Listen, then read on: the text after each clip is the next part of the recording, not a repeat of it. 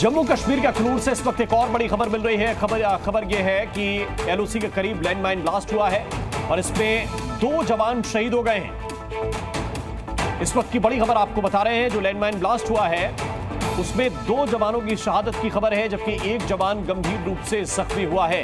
LOC के करीब यह लैंडमाइन ब्लास्ट हुआ। थोड़ी देर पहले हमने आपको यह खबर दी थी और अब यह जानकारी मिल रही है कि इस हादसे में 2 जवान शहीद हो गए हैं। रजत वोरा इस वक्त हमारे साथ जुड़े हुए हैं। रजत, 2 जवानों की शहादत की सूचना मिल रही है।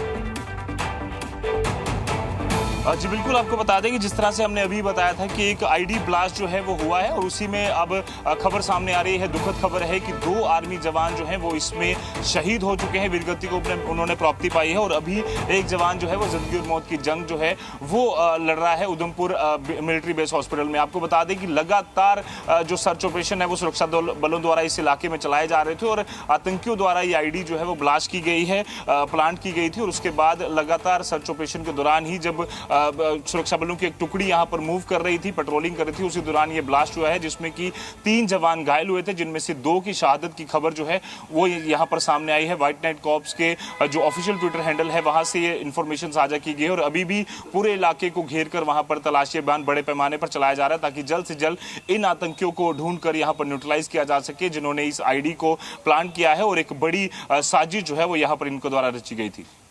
बिल्कुल रजत, हमें ये डिटेल दे रहे हैं। हम आपको ये बता रहे हैं, हमने थोड़ी देर पहले आपको ये खबर दिखाई थी कि अखनूर में लैंडमाइन ब्लास्ट हुआ है। 3 जवानों के घायल होने की सूचना थी, लेकिन ये जानकारी मिल रही है कि 2 जवानों की शहादत हुई है। तो रजत, जरा बताइए डिटेल किस तरह का इलाका है।